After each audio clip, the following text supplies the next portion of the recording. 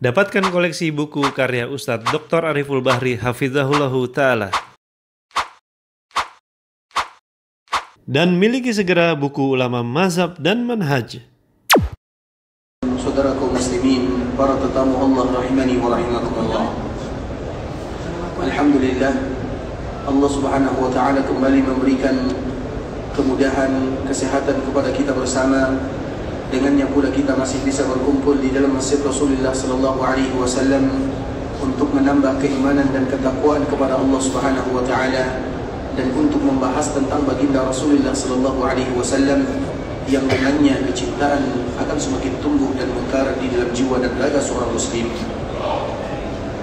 Kemudian salawat beriringkan salam semoga senantiasa tercurahkan junjungan alam Nabi kita yang mulia, uswah dan qudwah kita bersama, Muhammad bin Abdullah sallallahu alaihi wasallam. Seorang muslim tentunya tidak akan melewatkan hari-harinya kecuali di dalamnya ada kalimat salam dan salawat kepada Nabi. Dan itu sesuai dengan nama Nabi sallallahu alaihi wasallam yang telah kita sebutkan sebelumnya, bahwa di antara salah satu nama Rasulullah sallallahu alaihi wasallam adalah Muhammadun. Nama ini merupakan nama satu-satunya yang ada di dunia. Tidak pernah ada orang yang memberikan nama kepada anak dan keturunannya kecuali untuk Nabi sallallahu alaihi wasallam. Ketika kakek Nabi sallallahu alaihi wasallam yang bernama Syaibah, atau yang lain menyebutkan yang bernama Hashim, atau yang lebih terkenal dengan Abdul Muttalib, dia pergi ke sebuah daerah Syam. Dan Syam pada waktu itu merupakan daerah yang penuh dengan orang-orang ahlul kitab. Dan orang-orang ahlul kitab adalah orang-orang yang paling mengenal Nabi SAW. Semua sifat dan ciri Nabi mereka tahu. Bahkan kalau tahilalat pun, khatamun nubuwah, atau yang kita terjemahkan dengan tahilalat, yang ada di belakang punggung Nabi SAW, mereka tahu bagaimana sifatnya, berapa besarnya atau bagaimana bentuknya, dan di mana posisinya. Padahal itu adalah sesuatu yang ada pada jasad Nabi sallallahu alaihi wasallam. Namun mereka tahu yang demikian. Apalagi hanya sekadar nama Rasulullah sallallahu alaihi wasallam. Sifat Nabi secara detail mereka tahu semuanya. Dan kakek Nabi sallallahu alaihi wasallam yang bernama Syaibah atau yang bernama Abdul Muttalib ini, dikala dia melakukan perjalanan ke sebuah daerah yang bernama Syam, maka di saat itulah dia memberitahukan atau diberitahukan oleh para pendeta yang ada di sana, akan muncul dari golongan kalian yang namanya Muhammad. Sehingga Abdul Muttalib dia berkeinginan, kalau seandainya aku punya keturunan, maka aku akan namakan dia dengan Muhammad. Kalimat yang belum pernah didengar. Sehingga alhamdulillah Allah Subhanahu wa taala berikan kepadanya keturunan melalui anaknya yang terakhir bernama Abdullah. Dan Abdullah ini ikhwatul Islam adalah seorang pemuda yang tidak lebih umurnya daripada 24 tahun sahaja. Dia menikah dengan Aminah, kemudian dia pun meninggal, dikuburkan di Madinah. Sini dia dikuburkan, umurnya kurang lebih 24 tahun. Sehingga yang bertanggung jawab terhadap cucunya atau anaknya atau cucunya Abdul Muttalib ini adalah kakeknya yang bernama Syaibah atau Abdul Muttalib. Maka di saat itulah dia langsung menamakan dengan Muhammadun. Dari mana dia mendapatkan kalimat ini? Dari pendetanya orang-orang Nasara atau dari pendetanya orang-orang Yahudi. Mengapa orang Nasara dan orang Yahudi melakukan yang demikian atau memberitahukan? Karena mereka tahu bahwa Nabi itu akan diutus dari bangsa Arab, dan Nabi itu akan diutus dari tanah Arab, dan Nabi itu akan muncul dari sebuah tempat yang paling dicintai oleh Allah Subhanahu wa taala, yaitu Makkah Al-Mukarramah. Sehingga dinamakan Nabi sallallahu alaihi wasallam dengan Muhammadun. Kenapa Nabi disebut dengan Muhammadun? Karena Muhammadun itu ikhwatul Islam artinya adalah orang yang banyak dipuji. Rasulullah sallallahu alaihi wasallam adalah orang yang paling banyak dipuji. Allah memujinya, para malaikat memujinya, dan kita sebagai umat Nabi, kewajiban kita adalah senantiasa memuji Rasulullah sallallahu alaihi wasallam sesuai dengan nama Nabi. Makanya Muhammadun yaitu kalimat yang diambil dari isim majhul. Isim majhul itu biasanya berawalankan dengan di, artinya dipuji, dan yang memuji Nabi semuanya. Dan yang pertama kali memuji Rasulullah sallallahu alaihi wasallam adalah yang menciptakan Rasul itu sendiri, yaitu Allah Subhanahu wa taala. Dan Allah menyebutkan wa rafa'na laka dzikrak, wa rafa'na laka dzikrak, kami akan selalu mengangkat namamu, kami akan selalu mengangkat kalimat-kalimat yang dibacakan oleh manusia, zikrak, yaitu bagaimana mengingatmu. Allah Subhanahu wa taala selalu mengingatkan atau selalu memuji Rasulullah sallallahu alaihi wasallam. Kalau seandainya makhluk-makhluk yang ada di langit sana mereka senantiasa memuji Nabi, maka sudah pasti makhluk yang ada di bumi mereka juga wajib memuji Rasulullah sallallahu alaihi wasallam. Dan di antara bentuk kita memuji Rasulullah sallallahu alaihi wasallam adalah memperbanyak mengucapkan salam dan selawat kepada Nabi, karena itu adalah bagian daripada kita memuji Rasulullah sallallahu alaihi wasallam. Seorang muslim mereka tidak akan melewatkan harinya kecuali dalam satu hari mereka memuji Nabi, mengucapkan salam dan selawat kepada Nabi 10 kali di pagi hari, 10 kali di sore hari. Artinya itu adalah kadar minimal. Jangan sampai kita lewatkan ada hari yang terlewatkan namun kita tidak mengucapkan salam dan selawat kepada Nabi sallallahu alaihi wasallam. Dan kadar minimalnya sesuai dengan yang tertera di dalam zikir pagi dan sore, sebuah zikir yang tidak boleh ditinggalkan oleh kaum muslimin, wirid yang sesungguhnya. Kalau seandainya mereka ingin berwirid, inilah wirid yang sesungguhnya, yaitu zikir pagi dan sore yang diajarkan oleh baginda Nabi sallallahu alaihi wasallam. Dan di antara salah satu kewajiban kita dalam zikir pagi dan sore ini adalah mengucapkan salam dan selawat kepada Nabi di pagi hari 10 kali, di sore hari 10 kali, artinya minimal 20 kali. Kalau ada di antara kita yang belum berselawat kepada Nabi, maka jangan sampai kita termasuk seorang hamba yang didoakan kecelakaan oleh Nabi sallallahu alaihi wasallam, yaitu mereka-mereka yang sudah kaku lisan dan lidahnya, tidak lagi mau mengucapkan salam dan selawat kepada baginda Rasulullah sallallahu alaihi wasallam. Allahumma salli ala Muhammad wa ala ahli baitihi wa ala azwajihi wa dhurriyyatihi kama sallaita ala Ibrahim wa ala ali Ibrahim innaka Hamidum Majid. Allahumma barik ala Muhammad wa ala ahli baitihi wa ala azwajihi wa dhurriyyatihi kama barakta ala Ibrahim wa ala ali Ibrahim innaka Hamidum Majid. Ikhwatul Islam, saudara kaum muslimin, para tetamu Allah rahimani wa rahimakumullah. Kemarin kita telah memberikan pembahasan di antara bentuk kecintaan Nabi sallallahu alaihi wasallam kepada kita bersama, yaitu Nabi sallallahu alaihi wasallam tidak mau meninggalkan kota Madinah dan Nabi menjadikan Madinah senantiasa ada di dalam hatinya. Dan itu terbukti ikhwatul Islam. Kemarin kita telah menceritakan sedikit bagaimana perjalanan Nabi sallallahu alaihi wasallam. Di antara salah satunya ikhwatul Islam, dikala terjadi Fathu Makkah. Fathu Makkah itu artinya ketika Nabi melakukan perjalanan dari Madinah bersama kurang lebih 10.000 pasukan. Kemudian sesampainya Nabi SAW di Makkah, maka Nabi SAW memerintahkan para sahabatnya untuk memasuki Makkah dari segala arah. Kemudian sesampainya di Makkah ikhwatul Islam, Nabi SAW membuatkan untuk dirinya tenda atau kemah, khaymah. Dan kita tahu Makkah itu adalah kampung halaman Nabi SAW. Kalau seandainya Nabi mau, Nabi SAW tidak membuat tenda di Makkah Al-Mukarramah, tidak membuat kemah. Tapi Nabi SAW tinggal di rumahnya. Apakah Nabi punya rumah di Makkah Al-Mukarramah? Punya. Apakah Nabi punya tanah di Makkah? Itu kampung halaman Nabi SAW. Di sana rumah Nabi, di sana keluarga Nabi, di sana karib kerabat Nabi, di sana rumah Nabi SAW. Kalau Nabi mau, Nabi akan tinggal di rumahnya atau rumah keluarganya. Tapi kenapa Nabi SAW membuat kemah atau tenda?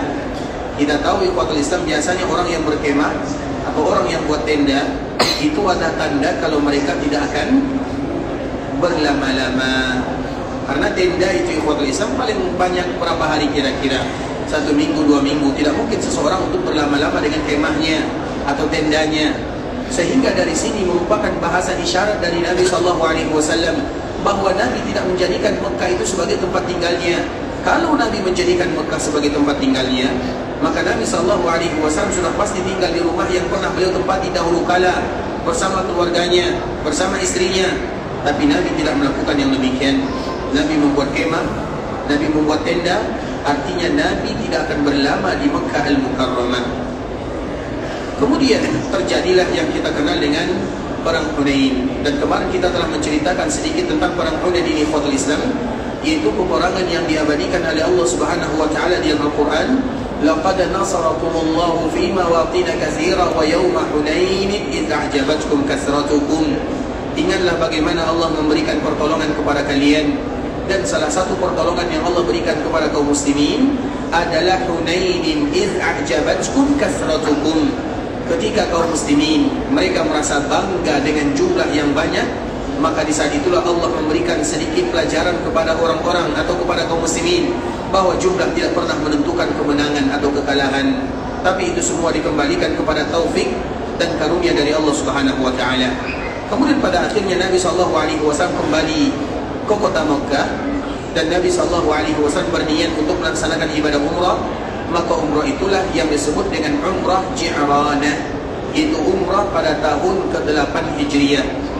Ketika Nabi sallallahu alaihi wasallam berniat melaksanakan ibadah umrah, maka miqat Nabi di sebuah tempat yang namanya Ji'ranah. Karena miqat orang-orang yang ada di Mekah atau penduduk Mekah atau mereka yang tinggal berbatasan antara miqat dengan Mekah, maka miqat mereka adalah dari tempat tinggalnya. Misalnya kita contohkan ikhwatul Islam, penduduk Madinah miqatnya adalah Dzulhulaifah. Antara Dzulhulaifah dengan Makkah Al-Mukarramah jaraknya kurang lebih 400 kilo. Nah, bagaimana kira-kira mereka yang tinggal antara Mekah dan miqat? Bisa dipahami pertanyaannya? Kira-kira di mana miqat orang yang tinggal di antara miqat Madinah, di antara Dzulhulaifah dengan Mekah? Misalnya apabila ada orang yang tinggal di Badar. Badar itu ikhwatul Islam adalah sebuah lokasi yang jauhnya dari Madinah kurang lebih 150 kilo. Dan Badar ini lokasinya adalah antara Mekah dengan miqat atau antara Mekah dengan Madinah. Kalau ada orang yang berumrah dan mereka dari Badar, memang itu adalah tempat tinggalnya. Di mana miqatnya? Di mana miqatnya? Miqat orang-orang ini ikhwatul Islam apabila daerah mereka di antara miqat yang telah ditentukan oleh baginda Nabi yang mulia dan Makkah Al-Mukarramah, maka miqat mereka dari tempat tinggalnya masing-masing. Seperti misalnya orang Jeddah, di mana miqat orang Jeddah? Miqatnya orang Jeddah di mana? Dari rumahnya, dari tempat tinggalnya.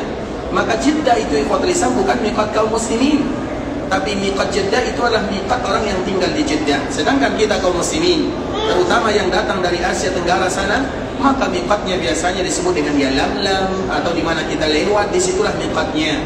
Sedangkan Jeddah itu adalah miqat bagi penduduknya, karena lokasi Jeddah itu berada di antara miqat yang sesungguhnya dengan Makkah Al-Mukarramah. Jelas sampai di sini?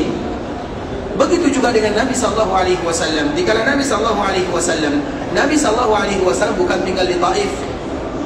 Nabi sallallahu alaihi wasallam dulu tinggal di Taif, iya. Tapi dikala Nabi sallallahu alaihi wasallam datang ke kota Madinah, maka tempat tinggal Nabi sallallahu alaihi wasallam adalah Madinah. Dan ketika Nabi pergi ke Mekah, Nabi melewati miqat. Nabi tidak ingin melaksanakan ibadah umrah pada awal mulanya, tapi Nabi ingin membebaskan kota Mekah sesuai dengan perintah Allah Azza wa Jalla. Kemudian terjadilah Fathu Mekah.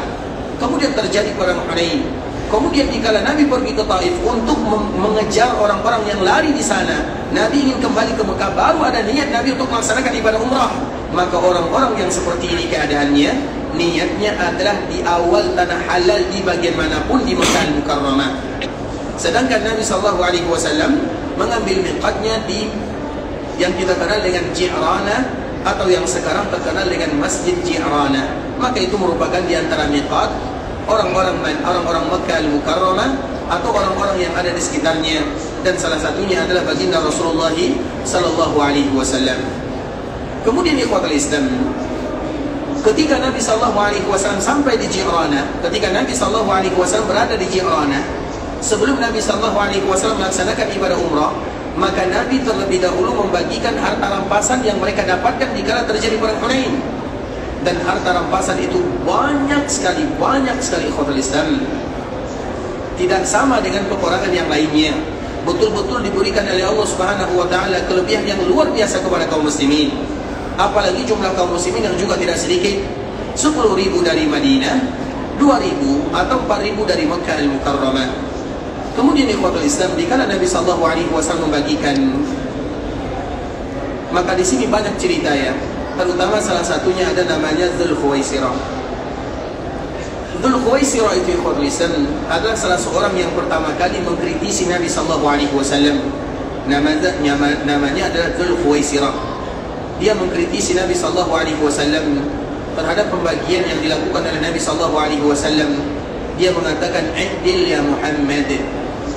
Berlaku adillah kamu wahai Muhammad. Dan kita tahu ikhwatul Islam, Nabi sallallahu alaihi wasallam dikala melakukan sesuatu, maka ketahuilah itu adalah bagian daripada perintah Allah Subhanahu wa taala.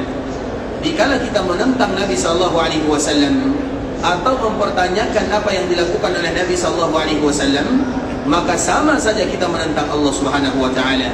Sebagaimana kebalikannya, kalau seandainya kita mentaati Nabi sallallahu alaihi wasallam, berarti kita sedang mentaati Allah Subhanahu wa taala. Makanya Allah Subhanahu wa taala menyebutkan, "May yuti'ir rasula faqad atha'a Allah." Siapapun di antara kalian yang taat kepada nabinya, maka seolah-olah dia sudah taat kepada Allah Subhanahu wa taala. Kebalikannya, barang siapa yang ingkar kepada nabinya, berarti secara tidak langsung mereka ingkar kepada Allah Subhanahu wa taala. Salah satunya adalah ikhwatul Islam yang dikenal dengan Dzul Khuwaisirah. Dzul Khuwaisirah ini adalah cikal bakal karena dari keturunannya cikal bakal muncul salah satu kelompok yang ekstrim di dalam Islam yang dikenal dengan Khawarij. Khawarij itu ikhwatul Islam diambil dari kata-kata kharaja. Kharaja itu artinya keluar, karena di antara sifat orang-orang Khawarij adalah mereka yang keluar dari jamaah kaum muslimin, atau mereka yang bermudah-mudahan mengatakan kaum muslimin mereka bukan muslim, atau yang mudah mengkafir-kafirkan kaum muslimin. Maka kelompok seperti ini disebut dengan Khawarij, dan induknya adalah Dzul Khuwaisirah. Dzul Khuwaisirah ini ikhwatul Islam, dikala Nabi sallallahu alaihi wasallam membagikan harta rampasan, maka dia berani mengatakan kepada Nabi, "Adil ya Muhammad." Wahai Muhammad, kenapa kau tidak adil? Maka apa jawaban Nabi sallallahu alaihi wasallam? "Wa man ya'dil illam a'dil."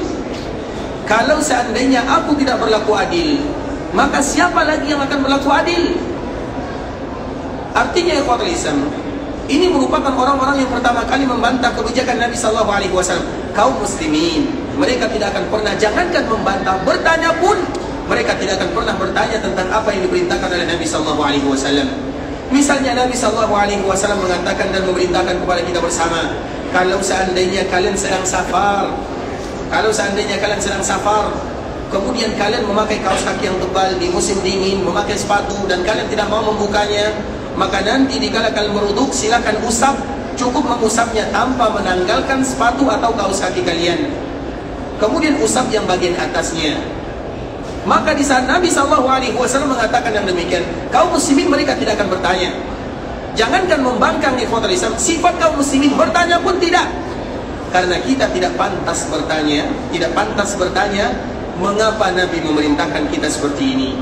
Tapi kalau seandainya pertanyaannya apa alasannya, apa hikmah yang terkandung di dalamnya, maka silakan. Tapi pertanyaan yang pertama, setiap kaum muslimin dikala mereka beribadah kepada Allah dan mentaati Nabi sallallahu alaihi wasallam adalah ta'abbudi. Disebut dengan ta'abbudi karena di dalam setiap perintah itu ikhwatul Islam yang pertama kali kita tanamkan di dalamnya adalah ta'abbudi. Artinya dikala kita melakukan apa yang Allah sebutkan atau yang disampaikan oleh Nabi sallallahu alaihi wasallam, maka itu adalah bagian daripada ibadah. Kita tahu alasannya, kita tidak tahu alasannya, kita tahu hikmahnya, kita tidak tahu hikmahnya. Itu perkara kedua. Perkara pertama, bagaimana kita taat kepada Allah, bagaimana kita taat kepada Rasulullah sallallahu alaihi wasallam. Dan itu yang dicontohkan oleh sahabat Nabi sallallahu alaihi wasallam radhiyallahu taala anhum. Contohnya ikhwatul Islam, dulu kita tahu Masjid Nabawi adalah masjid yang sangat sederhana. Masjid Nabawi ini ikhwatul Islam masjid yang tidak luas. Nabi sallallahu alaihi wasallam membangunnya 70 hasta dikalikan 60 hasta. Itu adalah pembangunan Masjid Nabawi yang pertama kali. Dindingnya hanya separuh, tiangnya pohon korma, atapnya hanya di bagian depan dan bagian belakang, tikarnya hanya tanah dan pasir. itulah Masjid Nabawi yang dibangun oleh Nabi SAW. Sehingga pembangunan Masjid Nabawi ini tidak memakan waktu yang lama, kurang lebih 2 minggu sahaja selesai. Karena memang alasnya atau misalnya tikarnya pasir, kerikil, tanah, kemudian atapnya berupa daun korma, dan itu pun tidak semuanya, hanya di bagian ujung, bagian depan, bagian belakang. Kemudian tiangnya pohon korma, dindingnya sebahagian saja, itu Masjid Nabawi Nabi SAW. Kemudian setelahnya dilakukan perluasan oleh Nabi SAW yang tadinya 70 hasta dikalikan 60 hasta. Kemudian perluasan pertama dilakukan oleh baginda Nabi yang mulia 50 atau 100 hasta dikalikan 100 hasta. Itu juga yang dilakukan oleh baginda Rasulullah SAW. Itu adalah perluasan Masjid Nabawi. Dan 2 hasta itu 1 meter, artinya dibagi 2. Berarti pertama kali Nabi membangun Masjid Nabawi 70 dikalikan 60 hasta, artinya 35 kali 30 meter. Kemudian setelahnya 100 hasta dikalikan 100 hasta, dilakukan perluasan, artinya 50 kali 50 untuk pembangunan Masjid Rasulullah SAW. Dan Nabi SAW salat di ikhwatul Islam. Dikala Nabi salat, Nabi SAW salat, tidak pernah Nabi salat kecuali dengan menggunakan sepatunya. Begitu juga dengan para sahabatnya, sendalnya.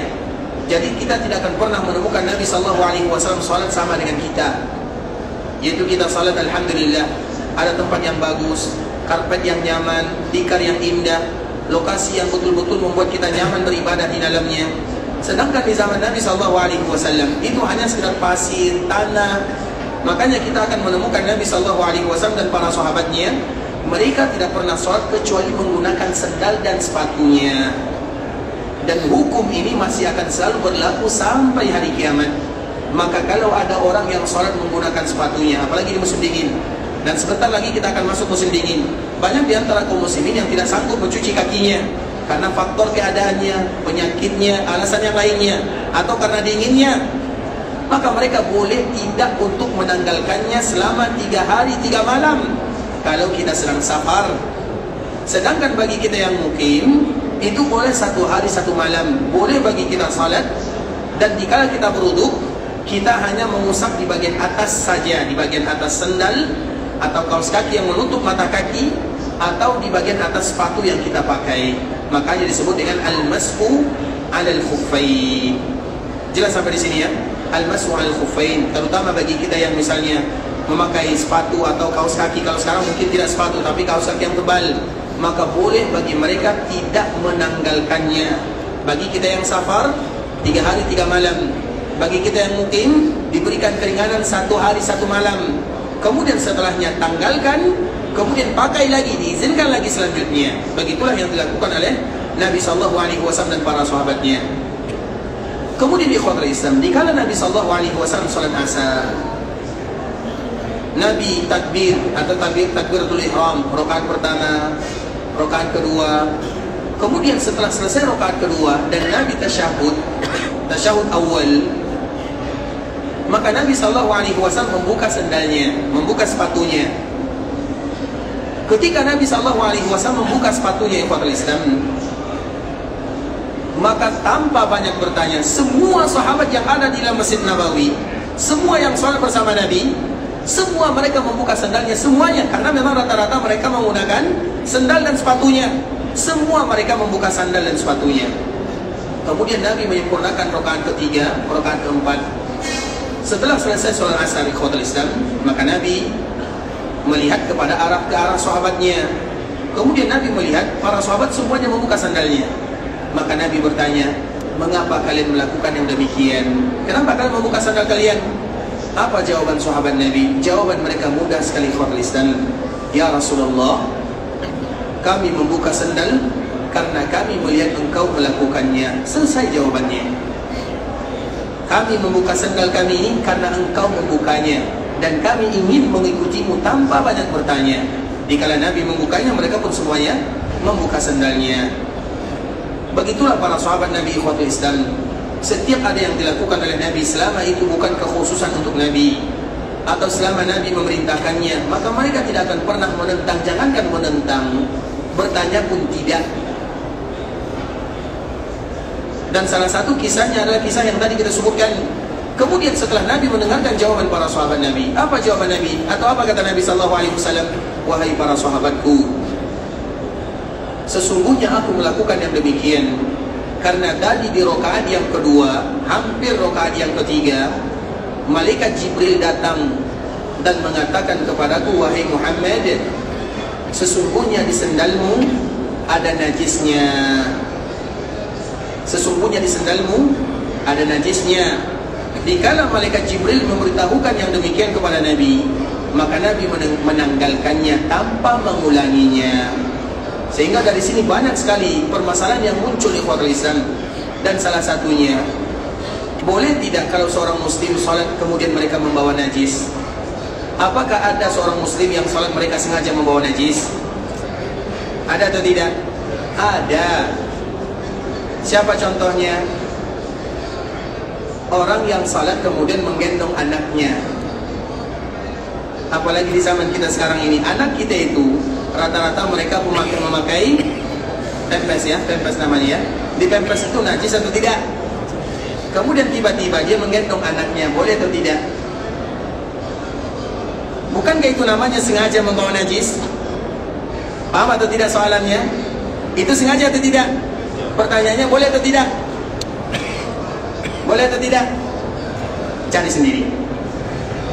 Tapi kalau Islam kita lanjutkan karena pembahasan kita bukan ini ya. Artinya nanti bisa kita cari sendiri. Dan Nabi SAW dikala menyebutkan kepada para sahabatnya, kenapa kalian melakukan yang demikian? Apa jawaban sahabat Nabi? Ya Rasulullah, kami melihatmu. Itu semudah itu mereka melakukan ketaatan kepada Allah Azza wa Jalla. Begitu juga seorang muslim di ikhwatul Islam. Apapun yang dilakukan oleh Nabi SAW, maka yang pertama kali harus mereka lakukan adalah at-taslim. At-taslim itu apa artinya? Kita ini sudah beriktikad, kita ini ikhwatul Islam sudah berjanji kepada Allah bahwa kita akan menyerahkan diri kita kepada Allah dan kepada agama.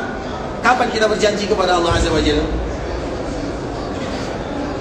Kapan kita berjanji kepada Allah? Ketika Allah sebelum menciptakan kita, kita sudah berjanji semuanya. Kita ingat atau tidak ingat itu urusan kedua. Tapi Allah mengingatkan kita di dalam Al-Quran bahwa kita semuanya sudah berjanji kepada Allah Azza wa Jalla. Kita akan berikrar, berubudiyah, beribadah kepada Allah. Itu janji kita.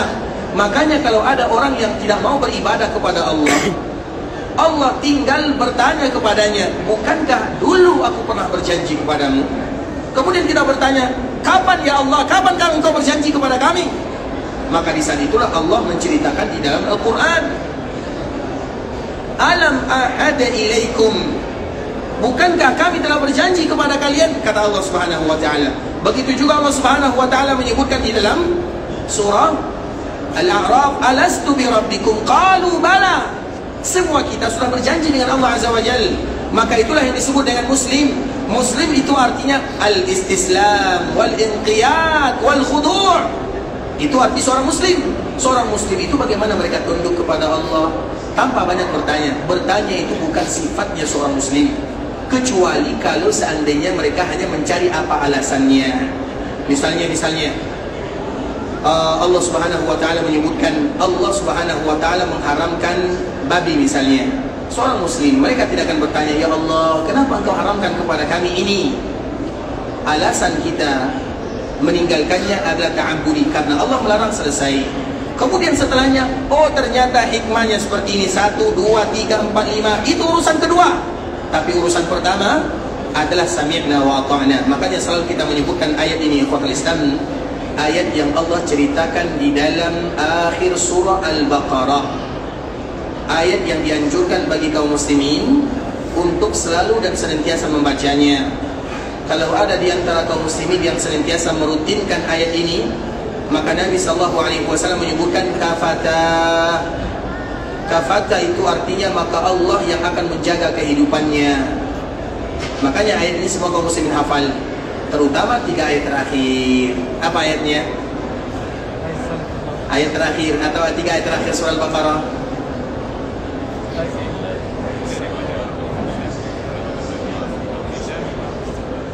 Lillahi ma fis samawati wa ma fil ardh. Terus Baik. Artinya kepunyaan Allah langit dan bumi. Wa in tubdu ma fi anfusikum.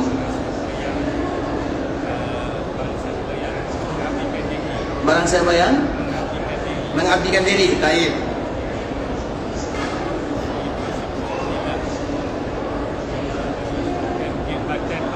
Taib.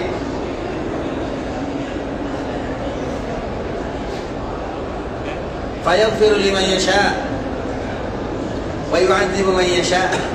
Taib, Masya Allah. Yang mana mau? Atas atau bawah? Yang mana? Ini coba ya. Taib. Kayaknya sudah lama dicari ya.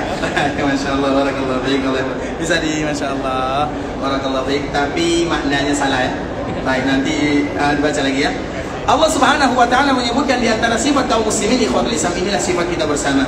Lillahi ma fis samawati wa ma fil ardh. Kepunyaan Allah langit dan bumi. Di antara salah satu kandungan ayat ini, wa in tubdu ma fi anfusikum. Kalau seandainya kalian tampakkan, tubudu itu bada itu artinya menjelaskan, menampakkan. Wa in tubdu ma fi anfusikum, atau kalian sembunyikan, artinya apapun yang kita lakukan, baik yang kita tampakkan atau yang kita sembunyikan, yuhasibukum bihillah, maka Allah akan menghisabnya. Ayat ini kita selalu menyebutkan ikhwatul Islam, ayat ini adalah ayat yang sangat berat sekali. Mengapa ayat ini ayat yang berat ikhwatul Islam? Karena kalau Allah menghisab kita dengan sesuatu yang kita tampakkan, itu perkara biasa. Misalnya kita melakukan kebaikan, Allah balas, biasa. Kita melakukan kejahatan, Allah balas, itu juga biasa, karena kita sudah menampakkan dan melakukannya.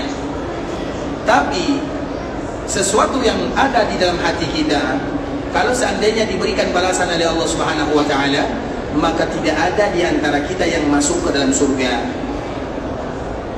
Bisa dipahami? Kita ulang lagi. Wa in tubudu, apapun yang kalian tampakkan di dalam amal-amalan yang zahir, amalan-amalan yang nyata, kalau dihisab itu biasa, karena memang kita menilai orang lain dengan amalannya. Sedangkan hati, kalau seandainya dihisab oleh Allah Subhanahu wa taala, maka tentu semua kita akan masuk ke dalam api neraka. Mengapa demikian ikhwatul Islam? Innan nafsa la'ammaratun bisu, karena jiwa kita ini, hati kita ini lebih condong kepada kebaikan atau keburukan. Kebaikan atau keburukan? Di dalam hati kita ini ikhwatul Islam ada gumpalan, yang mana di dalam gumpalan tersebut ada sesuatu yang berwarna hitam. Dan yang berwarna hitam inilah jatahnya syaitan yang ada dalam tubuh kita. Tidak ada manusia yang selamat darinya kecuali baginda Muhammad bin Abdullah sallallahu alaihi wasallam. Bukankah kita selalu menyebutkan dikala Nabi berumur 4 tahun, Nabi sallallahu alaihi wasallam sedang bermain, kemudian malaikat Jibril tiba-tiba datang mengambil Nabi sallallahu alaihi wasallam, membaringkan Nabi, kemudian langsung membelah dada Nabi sallallahu alaihi wasallam. Kita tahu kisah yang demikian.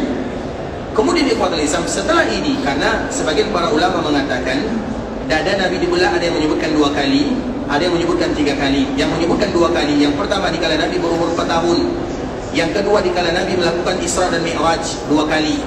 Yang mengatakan 3 kali, yang pertama dikala Nabi berumur 4 tahun, yang kedua dikala Nabi menerima wahyu, dan yang ketiga dikala Nabi melakukan peristiwa Isra dan Mi'raj. Artinya dada Nabi dibelah 2 kali atau 3 kali, dan tentunya semuanya ada makna. Dan makna yang pertama, dada Nabi dibelah, kemudian syaitan mengambil hati Nabi, kemudian ada bagian hitam di dalamnya. Apa kata malaikat Jibril kepada Nabi? Hadza halus syaitanu minka, ini bagian syaitan yang ada dalam tubuhmu, diambil, dibuang, dibersihkan. Itu Nabi. Kalau kita kapan dibelah dadanya oleh Jibril? Pernah? Tidak pernah. Artinya jiwa kita ini lebih condong kepada keburukan.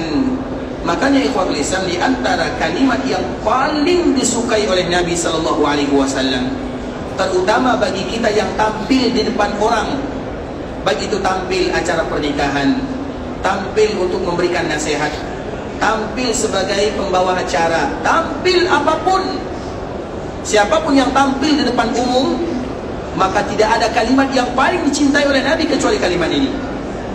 Innal hamdalillah nahmaduhu wa nasta'inuhu wa nastaghfiruh. Kemudian apa sambungannya?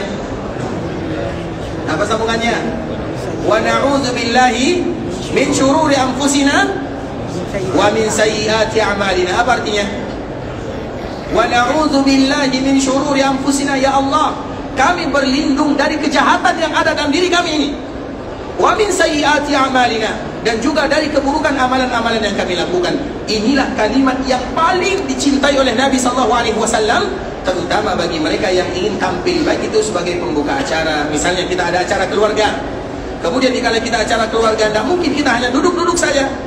Tentu ada mungkin yang paling tua menyampaikan kata-kata, atau misalnya orang tua memberikan nasihat kepada anaknya. Maka kalimat pembuka ikhwatul Islam adalah kalimat pembuka yang selalu dipakai oleh Nabi SAW. Innal hamdalillah nahmaduhu wa nasta'inuhu wa nastaghfiruh wa na'udzu billahi min syururi anfusina wa min sayyiati a'malina. Kemudian setelahnya baru kita berbicara.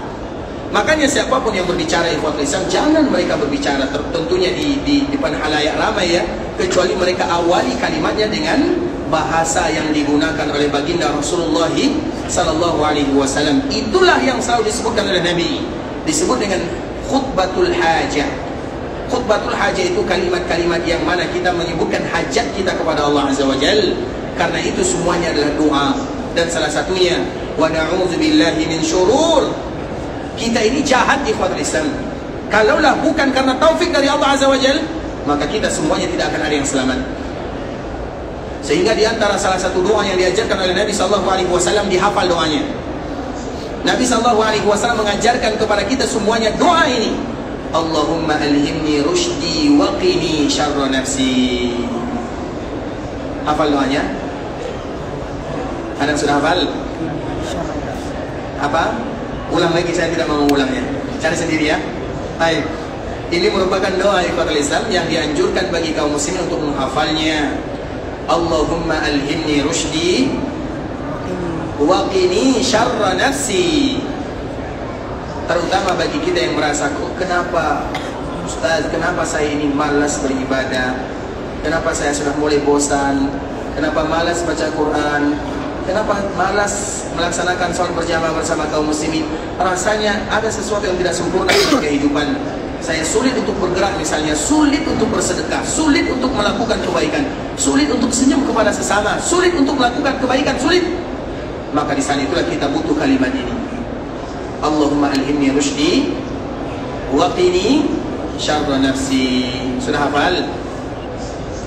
Sudah hafal? Sudah atau belum? Sudah atau belum? Ada yang sudah, ada yang belum ya? Allahumma alhimni rushdi, ya Allah alhimni, berikan kepadaku kekuatan ilham, rushdi, untuk selalu melakukan kebaikan. Rushdun itu pintar artinya.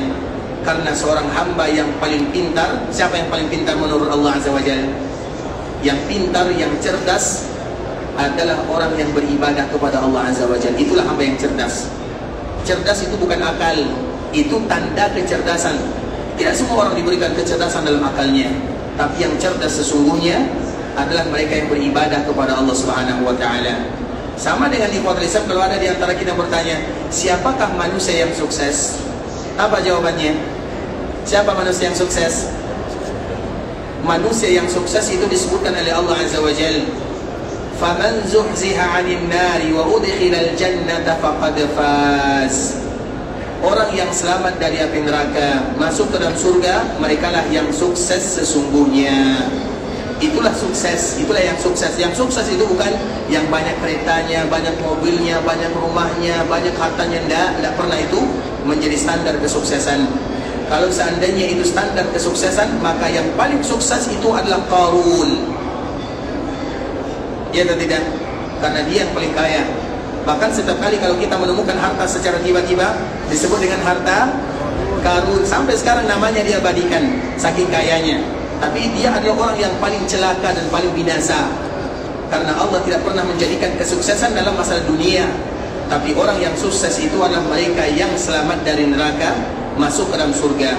Begitu juga dengan orang yang cerdas. Siapa orang yang cerdas? Yang cerdas itu adalah orang yang mau beribadah, sebodoh apapun dia, semiskin apapun dia. dikucilkan, kemudian tidak mau diajak berteman. Bahkan disebutkan oleh Nabi SAW, rubba rajulin ahbar a'shad madfu'un bil abwab. Orang yang kalau kita lihat kita merasa jijik dengannya. Artinya orang tidak menganggap dia, orang menganggap remeh.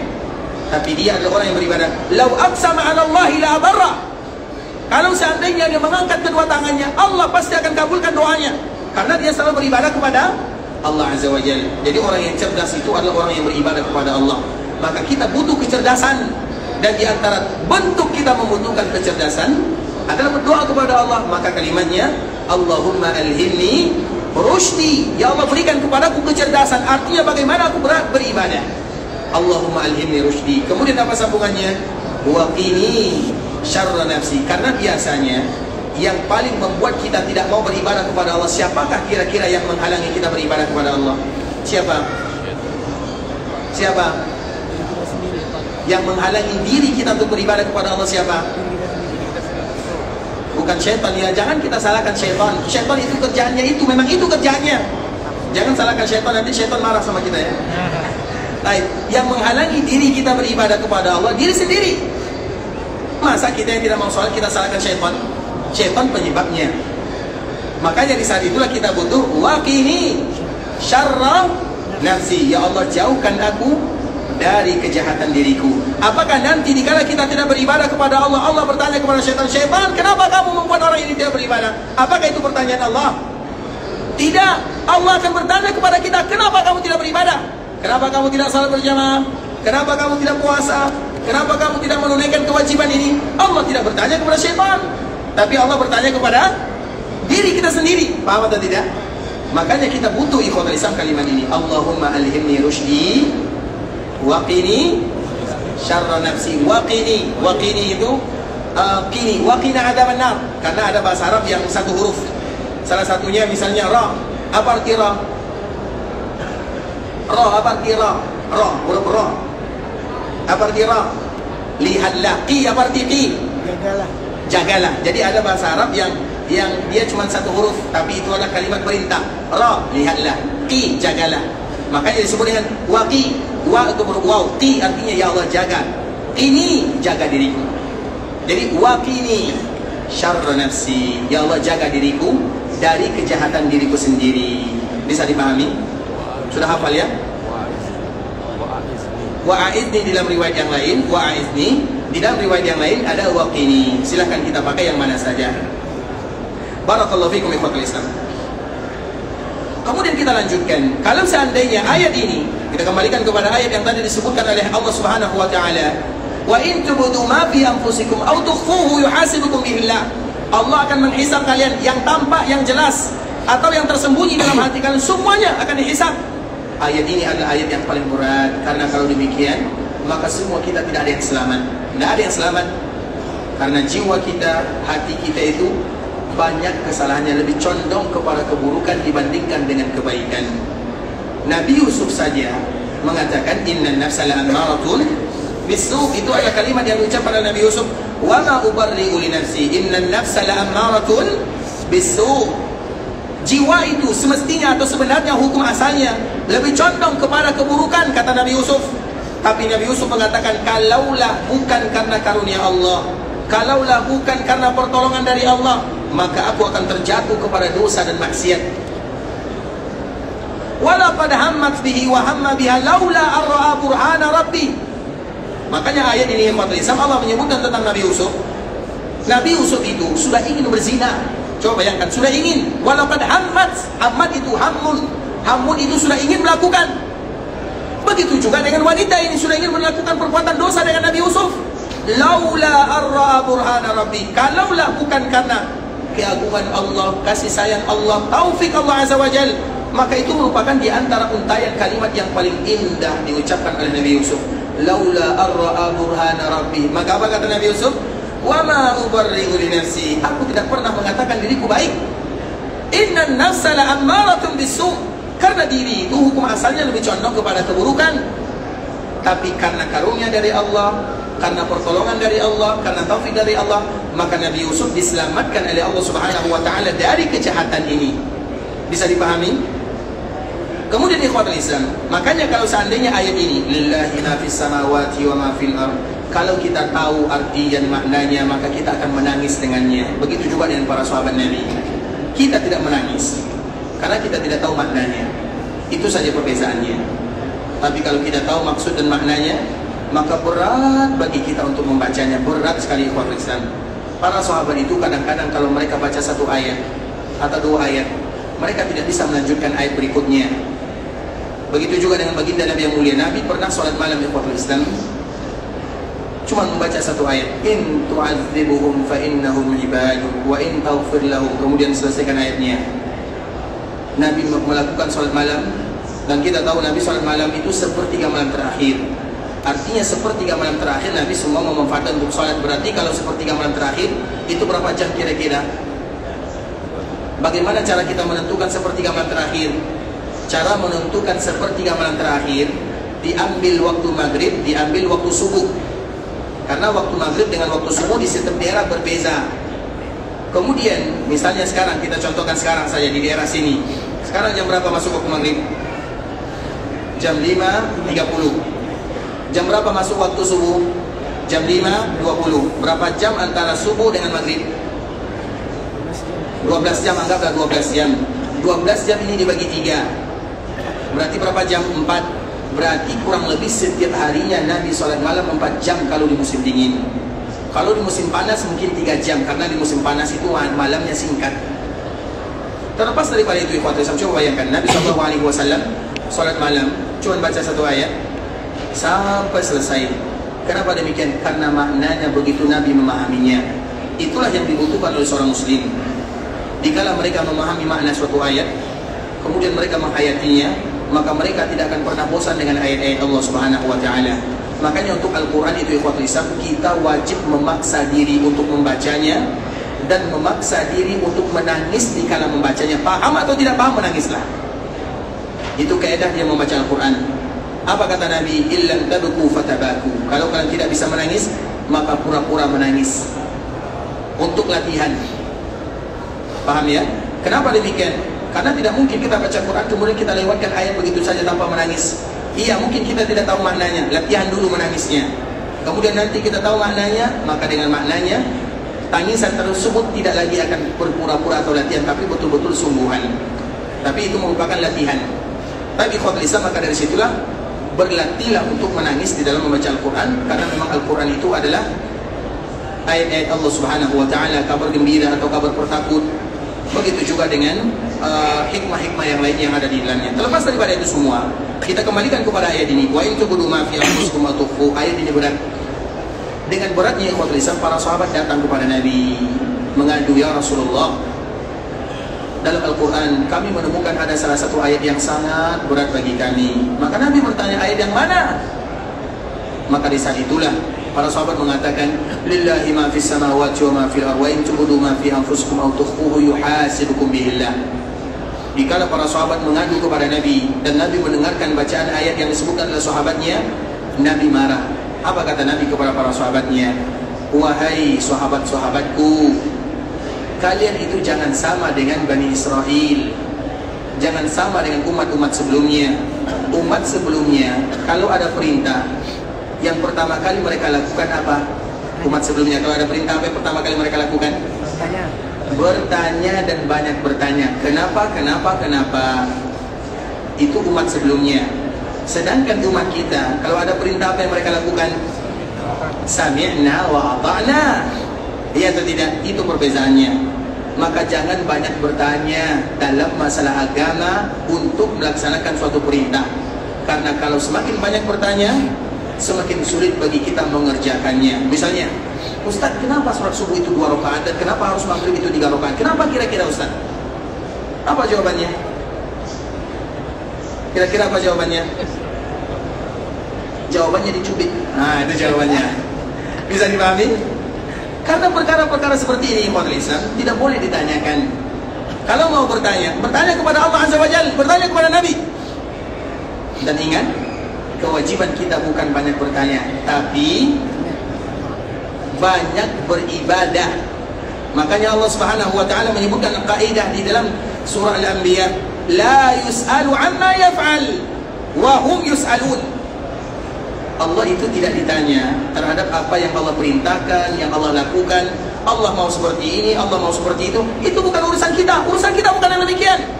Urusan kita apa? Wa hum yus'alun. Yang ditanya itu kita, bukan Allah Azza wa Jalla. Kalian sudah melakukan atau belum?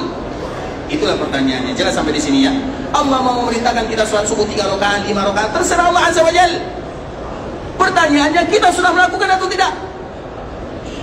Kecuali kalau bertanya itu hukumnya lain cerita.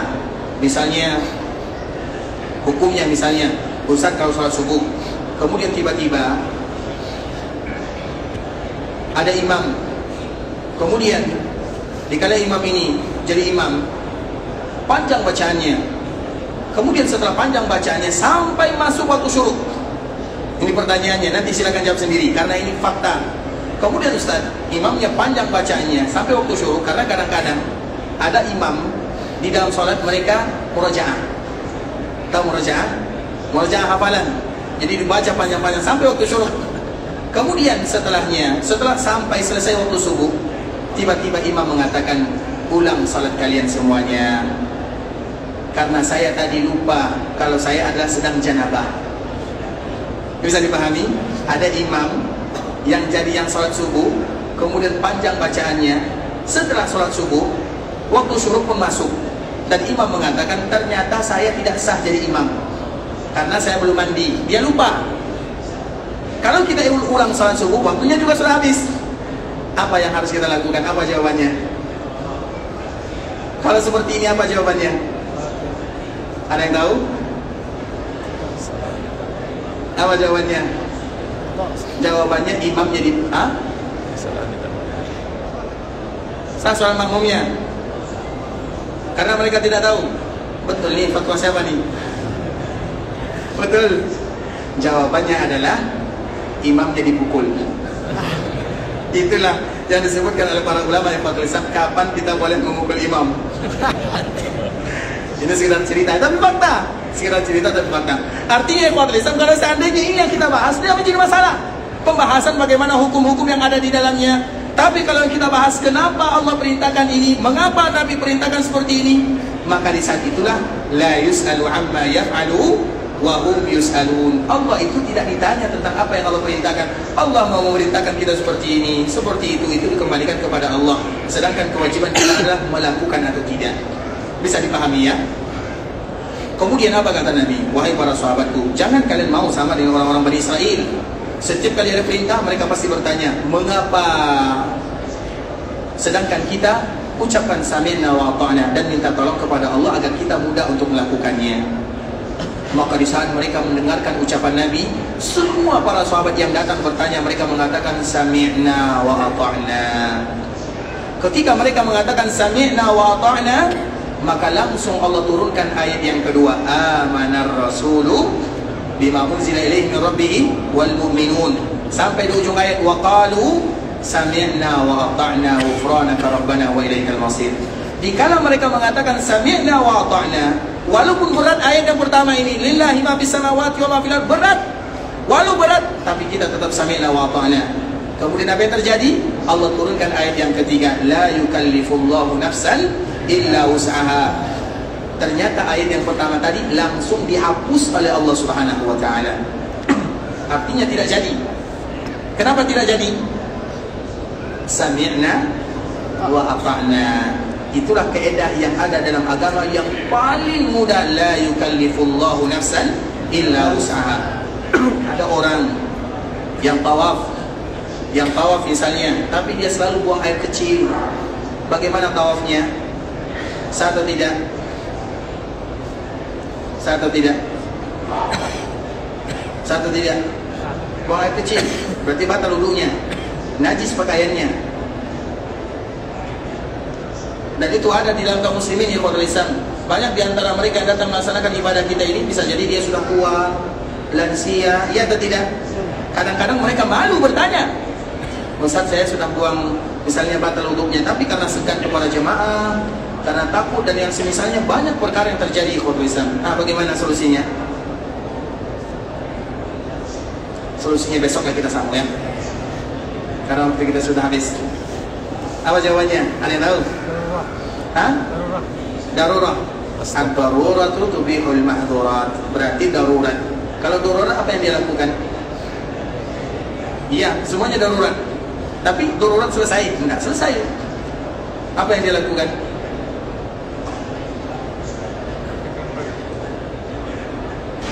Apa yang dia lakukan?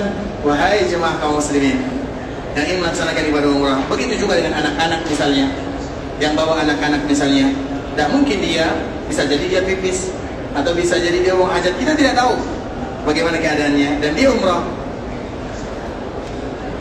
Maka di saat itulah dia menggunakan apa namanya, pempes namanya, pempes. Bisa dipahami. Padahal itu adalah larangan ihram. Iya atau tidak? Tapi dia pada waktu itu wajib melanggar larangan ihram. Boleh tidak larangan ihram dilanggar? Boleh atau tidak? Boleh atau tidak? Tidak boleh. Tapi orang yang keadaannya seperti ini boleh atau tidak? Boleh atau tidak? Bukan boleh, wajib. Karena nanti kalau seandainya buang air misalnya pakaiannya najis, terkena orang lain, jatuh ke tanah, terinjak oleh orang lain, banyak mudaratnya. Maka kita kembalikan kepada firman Allah, la yukallifullahu nafsan illa wus'aha. Makanya dikala ada perintah ikhwatul Islam, yang pertama kali kita laksanakan, la yukallifullahu nafsan illa wus'aha. Seberat apapun yang Allah perintahkan kepada kita, dan kita tahu agama Islam ada yang berat. Satu-satunya agama yang paling diberikan kemudahan sesuai dengan ucapan Nabi, ahabbud dini ila Allah al-hanifiyah as-samha. Agama yang paling cintai oleh Allah adalah agama yang hanifah, yang lurus, samha, yang paling ringan. Kalau kita bandingkan dengan agama yang lain, kita tidak akan menemukan agama yang paling ringan kecuali agama yang dibawa oleh Muhammad bin Abdullah sallallahu alaihi wasallam. Walaupun ringan di ikhwatul Islam, masih banyak lagi keringanan yang diberikan dalam agama. Dan inti daripada keringanan tersebut adalah ayat ini, la yukallifullahu nafsan illa wus'aha. Kalau ayat ini sudah berbicara, yang haram pun bisa berubah hukumnya. Kalau ayat ini berbicara, yang dilarang pun bisa berubah hukumnya. Kalau ayat ini sudah berbicara, maka semuanya dianjurkan atau bahkan ditekankan bagi kita untuk melakukan, walaupun hukum asalnya tidak boleh. Dan itu adalah hasil daripada ketaatan seorang muslim kepada Allah Subhanahu wa taala dikala mereka mengucapkan sami'na wa ata'na. Ya Allah, apapun yang kau perintahkan kami taati, kami dengar, kami taat. Tidak sami'na wa asaina, kami dengar, kami ingkari. Itu ucapan orang-orang ahlul kitab. Sedangkan kita sami'na wa ata'na, bisa dilakukan, tidak bisa dilakukan, itu urusan kedua. Yang pertama, sami'na wa ata'na. Apapun yang ada dalam perintah agama ikhwatul Islam, itulah yang harus kita lakukan. Misalnya kita lihat orang yang misalnya yang melakukan sunnah Nabi SAW, sami'na wa ata'na. Kita bisa melakukan, kita tidak bisa melakukan, itu urusan yang kedua. Tapi urusan yang pertama, bagaimana kita taat dalam agama. Maka begitulah Dzulhuwaisirah. Jadi semua ini adalah mukaddimah, ya, intinya ini. Tapi dikala kita ingin membahas inti, waktu juga sudah habis. Berarti besok kita sambung. Dzulhuwaisirah ini ikhwatul Islam, dialah yang berkomentar kepada Nabi, i'dil. Nabi membagi harta rampasan karena tidak sama dengan yang lainnya. Yang dari penduduk Madinah, berapa orang yang ikut tadi? 10.000. Dari Mekah berapa orang? 2.000, ada yang mengatakan lebih kurang 2.000. Dikala terjadi perang Hunain, semua penduduk Mekah mendapatkan bagian berlipat-lipat ganda. Sedangkan penduduk Madinah tidak mendapatkan satu pun, mereka tidak mendapatkan harta rampasan. Menurut kita ikhwatul Islam, ini pembagiannya lain. Kenapa harus demikian? Biasanya kalau yang mendapatkan harta rampasan semuanya dapat kebagian. Tapi ini tidak. Dari Madinah mereka tidak mendapatkan bagian. Dari Mekah mereka mendapatkan bagian banyak sekali. Tentunya orang-orang Madinah, mereka bertanya itu ikhwatul Islam masih dalam hatinya, masih kabar-kabar burung. Kira-kira apa hikmah yang ada di belakangnya? Dan mereka lebih kepada perasaannya, mungkin Nabi tidak lagi ingin tinggal di Madinah. Mungkin Nabi tidak lagi ingin tinggal di Madinah. Maka mereka pun sedih, karena Nabi sudah ingin kembali ke kampung halamannya, kembali kepada keluarganya. Kita orang Madinah, bukan keluarga Nabi SAW, keluarga dekat. Jadi itu yang mereka bayangkan. Maka dari situlah penduduk Madinah mereka merasa sedih. Nah, jika mereka merasa sedih ikhwatul Islam, maka di saat itulah Nabi panggil mereka semuanya dan Nabi memberitahukan, ya ma'syaral ansar, ala tardawna an yarji'an nasu bisyati wal ba'ir wa tarji'una bi Rasulillah sallallahu alaihi wasallam ila rihalikum. Itu adalah jawaban Nabi sallallahu alaihi wasallam. Artinya besok kita sambung ya. Ikhwatul Islam, saudara kaum muslimin, para tetamu Allah rahimani wa rahimakumullah, sampai di sini pembahasan yang bisa kami jelaskan. Yang benar dari Allah Subhanahu wa taala, yang salah dari kami pribadi karena kurangnya ilmu kami, karena kebodohan, karena kejahilan, karena ketidaktahuan kami. Kami mohon dimaafkan kalau ada kata-kata yang salah, kalimat-kalimat yang kurang tepat, bahasa-bahasa yang kurang lancar, atau penyampaian yang kurang berkenan. Kami mohon dimaafkan.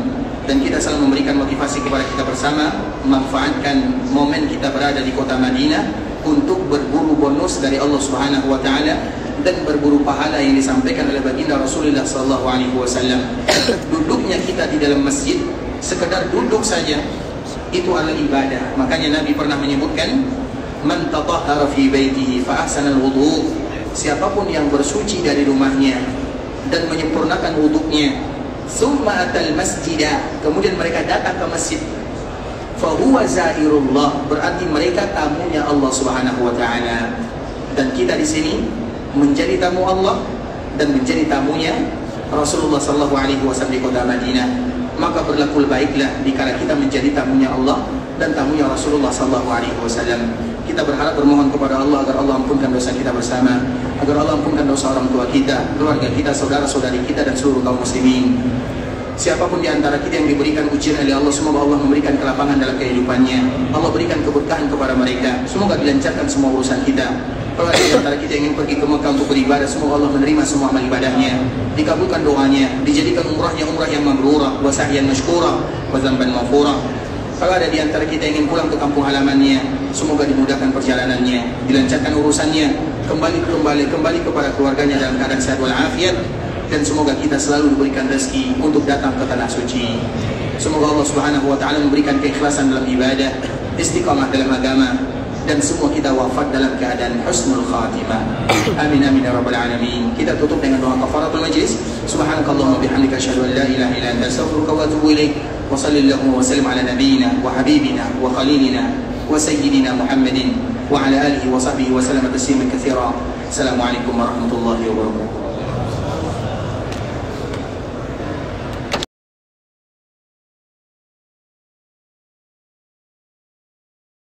يا عبادي الذين أسرفوا على أنفسهم لا تقنطوا من رحمة الله